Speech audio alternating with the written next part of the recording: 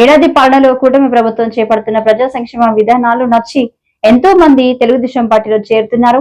నక్కపల్లి మండలం నెల్లిపుడి గ్రామ సర్పంచ్ కొలుకులూరి సురేష్ వర్మ వైసీపీని వీడి తెలుగుదేశం పార్టీలో చేరారని హోంమంత్రి అనిత అన్నారు. సురేష్ వర్మ తెలుగుదేశం పార్టీలోకి జాయిన్ అవ్వడం ఒక శుభసూచకంగా భావిస్తూ ఈ కార్యక్రమానికి ఇక్కడ విచ్చేసిన ప్రజలందరికీ కూడా పేరు పేరున నేను ధన్యవాదాలు, నమస్కారాలు తెలియజేసుకుంటూ, చేనేత కార్మికులు అన్న వాళ్ళు ఈ రోజు చాలా దుర్భరమైన పరిస్థితులు ఎదుర్కొంటున్నారు.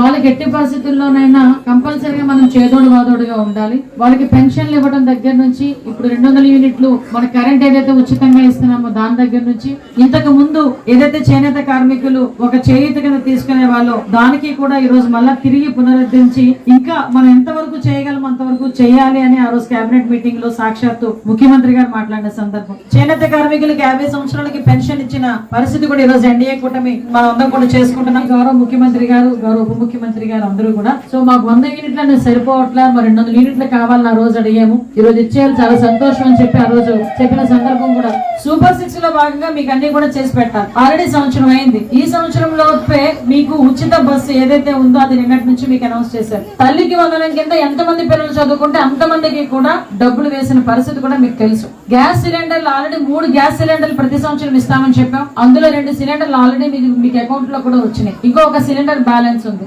చాలా మంది ఇక్కడ వాటర్ కి ఇబ్బంది పడుతున్నామని చెప్పిన సందర్భం. నిజంగా నేను ఒకసారి ఏఈ గారితో మాట్లాడతానండి. రేపే వచ్చి ఒకసారి ఏఈ గారు వాళ్ళు కూడా సోమవారం మంగళవారాలు ఒకసారి ఏఈ గారిని పంపించి ఏ సోర్స్ నుంచి ఇక్కడికి వాటర్ తీసుకొస్తే కనుక ప్రజలు ఇబ్బంది పడకుండా ఉంటారో ఆ సోర్స్ ఒకసారి నాకు చెక్ చేయించండి. దానికి ఎస్టిమేషన్ వేసి పంపిస్తే ఇమీడియట్ గా మీకు వాటర్ కి ఇంటింటికి కుళాయికి కొంచెం టైం పట్టినా ఇమీడియట్ గా మీకు వాటర్ ప్రాబ్లం లేకుండా చేసుకునే బాధ్యత మేము తీసుకుంటాం. ఇంటింటికి కూడా కుళాయి ఇచ్చే బాధ్యత కూడా మేము తీసుకుంటాం.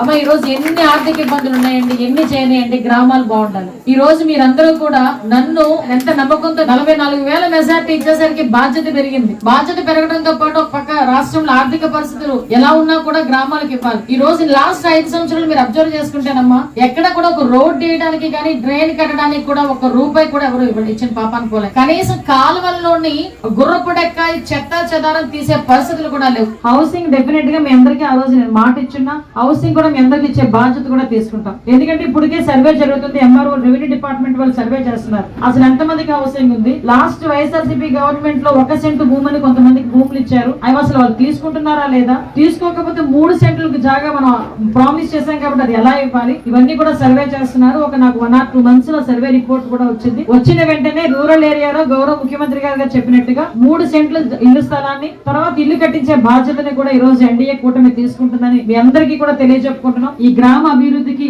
ఎన్డీఏ కూటమి తరఫున మీ ప్రెసిడెంట్ సురేష్ వర్మ గారికి, మీ పెద్దలందరికీ కూడా మేము కంపల్సరిగా చేదోడు వాదోడుగా ఉండి సపోర్ట్ చేస్తామని మీ అందరి దగ్గర తెలియజేసుకుంటూ సెలవు తీసుకుంటున్నాము. జై హింద్.